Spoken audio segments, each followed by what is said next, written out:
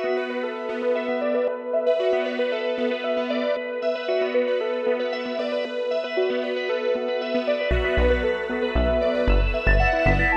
اللہ الرحمن الرحیم۔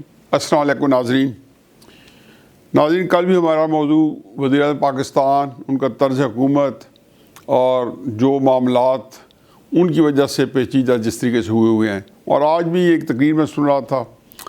بہرحال اس میں بھی کم و بیش ایسی باتیں ہیں۔ افسوس یہ ہوتا ہے کہ مذہب کے پیرائے میں جب وہ جھوٹ بول رہے ہوں، جب وہ کوئی ایک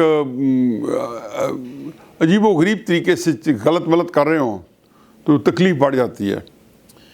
ایک چیز ہوتی ہے جہالت اور ایک چیز ہوتی ہے نیتوں کا فتور، بدنیتی۔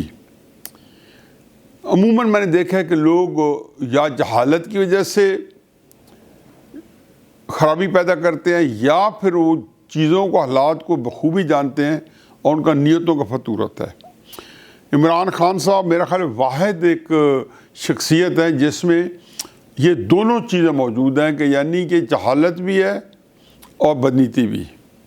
یہ میرے لیے نزدیک تجزیہ اوقات ہے کہ دو خاندان لوٹ کے لے گئے، پیسے واپس ہیں، یہ اب کس کو سنا رہے ہیں؟ وہ انفیکٹ اپنا مال بیچنے کی کوشش کر رہے ہیں۔ ان کا خیال ہے کہ میں نے لوگوں کو اس کے خلاف جو ہے نا ابھار کے۔ بھائی عمران خان صاحب، وقت تبدیل ہو چکا ہے۔ 2014 کے اندر جب بالکل میڈیا کو آپ لوگوں نے مزل کر کے اور اس کے بعد ایک ہی نیریٹو دیا اور نواز شریف صاحب کو اور ان کے خاندان کو اپنے آڑے ہاتھوں لیے اور میڈیا ٹرائل کیا، ایسے ساری چیزیں ختم ہو گئی ہیں۔ 2018 کے الیکشن میں اگر آپ کی دال دلیا چلا تھا، بہت آپ نے حالات بہتر ہو گئے تھے، لیکن اگر وہ مضبوطی سے چلتا تو آپ 2018 کا الیکشن RTS سے نہ کرتے۔ دو چیز جو موضوعات ہیں وہ میرا خیال ہے کہ اگلے کئی دنوں تک ان پہ ڈسکشن ہوتی رہے گی اور ہو رہی ہے۔ ایک ہے TLP، تحریک لبیک پاکستان، اور دوسرے نیب کے اندر جو سب سے دلچسپ بات ہے کہ کل انکشاف کیا ہے وزارت پبلک اکاؤنٹس کمیٹی نے کہ نیب نے 850 ارب روپے اکٹھا کیا ہے۔ اسٹیٹ بینک کو دیے 6 ارب، یعنی کہ پاکستان کے خزانے میں جمع ہوئے 6 ارب، باقی سب ہڑپ، کیونکہ باقی پیسہ کہاں ہے؟ یہ اتنا بڑا سکینڈل ہے، اور یہ وہ ہے کہ جس کے ناک کے نیچے وزیر اعظم صاحب جو ہے کئی چیزیں فرما چکے ہیں، اور اس نیب کے چیئرمین کے لیے کیا نہیں ہو رہا۔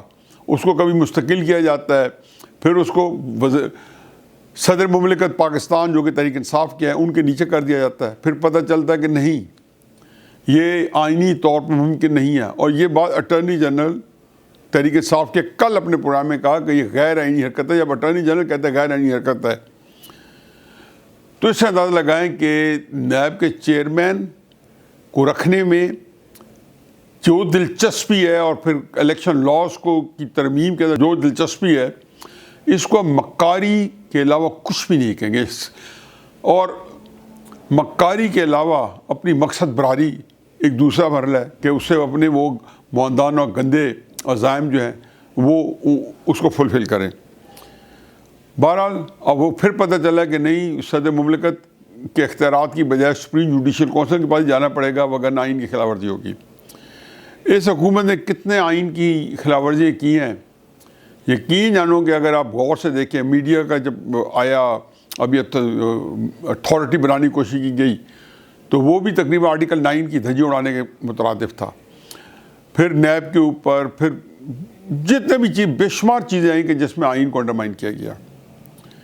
اب وہ نیب ہے، نیب کے بارے میں شاید خاقان عباسی صاحب نے کل پرسوں بڑا خوبصورت کہا کہ آپ ایسا کریں کہ اس کو کہہ دیں کہ قانون بنائیں کہ یہ صرف مسلم نون کے لوگوں کا احتساب کرے گی، ان کو پکڑے گی، بالکل اس کے بعد آپ پوری عمر کے لیے اس کو جو ہے نا اس کو اس راستے پہ لگا دیں تاکہ فکس ہو جائے۔ چنانچہ آپ یہ دیکھ لیں کہ جہاں پہ وزیر اعظم جو ہے وہ اس مکاری کے اور اس چالاکی کے ساتھ اپنا جو نظام چلانا چاہیں، واقعہ کیا ہوا ہے؟ واقعہ یہ ہوا ہے کہ حالات تبدیل ہو گئے نوٹیفیکیشن والے ایپیسوڈ کے بعد۔ یہ تو تبدیل تو ہو رہا ہے. تو میں تو ہمیشہ کہتا تھا کہ کبھی بھی یہ اسٹیبلشمنٹ عمران خان ایک صف میں نہیں ہے، لیکن پچھلے ایک ایکسٹینشن کے اوپر اور خصوصی طور پر نوٹیفیکیشن کے اوپر پچھلے 3-4 ہفتے 5 ہفتے جو ہوہکار مچی رہی ہے، اور جس طریقے سے پورا پاکستان جو ہے ان کے اعصاب بھی جو ہے انہوں نے جکڑے رکھے، اور جس باقی نظام جس طریقے سے تتر بتر رہا، اس نے ایک چیز اعلان کر دی کہ جو ہے اب جو اگلے عمران خان صاحب کے 2-4 مہینے ہیں یا 2 سال ہیں یا 1.5 سال ہے، جس کے بارے میں تحریک انصاف خود بھی تذبذب کا شکار ہے، قومی قیادت بلکہ خود عمران خان صاحب پوچھتے پہ رہے ہیں کہ کتنا ٹائم دیتے ہیں اس حکومت کو، یہ حکومت چل جائے گی یا نہیں چل جائے گی. اس میں ظاہر ہے کیونکہ اب حالات تبدیل ہو گئے. اس نوٹیفیکیشن کے بعد جو حرکت بھی کریں گے، جو چیز بھی کریں گے، اس کی افادیت وہ نہیں ہوگی، بلکہ وہ باؤنس بیک ہو کہ آپ کو ذلیل و خوار ہونا پڑے گا. اور سب سے تکلیف دہ صورتحال TLP کی ہے کہ آج معاہدے کے ہوئے 6واں دن ہے. کچھ سمجھ نہیں آ رہی کہ معاہدے پہ عمل درآمد اس طریقے سے ہو رہا ہے کہ ان کے 2500 کارکنان جو ہیں جیلوں سے رہا ہو گئے ہیں. یہ بھی ہے کہ شاید کل یا پرسوں تک سعد رضوی صاحب رہا ہو کے آ جائیں، شاید کل ہی ہو جائیں. اور یہ بھی ہے کہ ان کا کالعدم کا سٹیٹس واپس لیا جائے. اب اس میں 2-3 چیزیں بڑی دلچسپ ہیں. پہلی بات تو یہ ہے کہ جی کالعدم آپ نے 4 مہینے پہلے کیا تھا، تو کیوں کیا تھا؟ یہ عام بات ہے. کہا کہ ہندوستان سے مدد لیتی ہے. اگر وزیروں نے یہ غیر ذمہ دارانہ بیانات دیے کہ ہندوستان کے پیچھے ہے تو ان کی بھی گرفت ہوگی. پھر 37 کلاشنکوف جو تھے ان کے پاس پائے گئے فواد چودھری صاحب کے بقول. یہ عام باتیں نہیں ہیں. دفاعی تجزیہ نگار اور کئی حکومتی عہدیداران نے صاف کہا کہ جی تحریک لبیک جو ہے اس نے نہ تو دہشت گردی کی ہے اور نہ ریاست کے خلاف کوئی ایکٹیویٹی کی ہے. ہاں وائلنس کیا ہے، اور وائلنس کے اندر بھی جرم ہے، اسی سزا ہے، وہ علیحدہ چیز ہے. جب آپ نے دہشت گردی کی اور کالعدم کیا تو وہ تھوکا چاٹا یو ٹرن لیا، سیدھے گئے یو ٹرن لیا، بات طے کی، واپس آ گئے. یہ ٹوٹل زندگی کا آپ کا حاصل کلام ہے. اور پھر آپ نے کالعدم پوچھے قوم کہ آپ نے ایک پارٹی کو جس نے 23 لاکھ 24 لاکھ ووٹس لیے اس کو کیسے کالعدم دیا؟ ایک بات ہے جو میں بڑی اہم کرنا چاہتا ہوں، مجھے نہیں سمجھ آتی کہ وہ مجھے کرنی چاہیے یا نہیں کرنی چاہیے، کیونکہ اس کے اندر اور بہت ساری چیزیں مشکلات آ جاتی ہیں، بات کرنے کے بعد پیدا ہو سکتی ہیں. میرے لیے نہیں، ویسے وہ معجوب ہے چیزیں کرنی. لیکن میں اشارتاً کنایتاً کروں گا، یہ جو تحریک لبیک کا اس دفعہ کا دھرنا تھا جو پچھلے 14-15 دن سے لگا ہوا ہے، اس کے اندر ایک عجیب و غریب قسم کی بدنیتیوں یا نیتوں کا فطور تھا، اور اس کو خاص طریقے سے اس کو خراب کرنے کی کوشش کی گئی.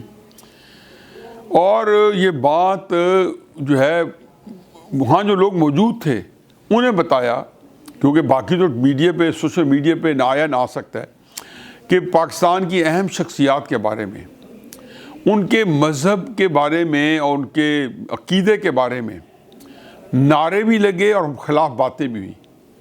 یہ وہ خطرناک بات ہے جس کے بارے میں اس کے بعد آیا کوئی فرض کیا کو پولیس کا جو سربراہ ہے، اور اس کو پتہ چلے کہ اس کے سپاہیوں کے اندر اس کے عقیدے کے بارے میں یا کسی چیز کے بارے میں ایک پروپیگنڈا کیا گیا ہے، تو اس کی زندگی جو ہے وہ کتنی خطرے میں جا سکتی ہے.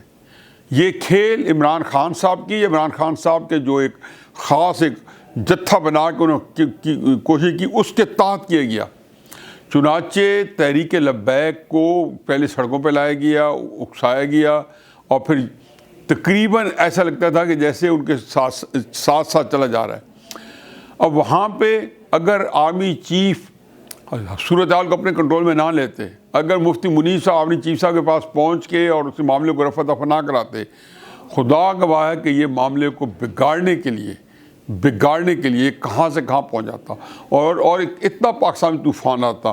آپ کو یاد ہوگا کہ جب 2016 میں ہمارے یہاں چینج آف کمانڈ ہوئی تو تب بھی اسی طرح کی پروپیگنڈا اور بے بنیاد جھوٹا پروپیگنڈا کیا گیا کہ اس وقت بھی لوگوں کے ویسٹ انٹرسٹ تھے.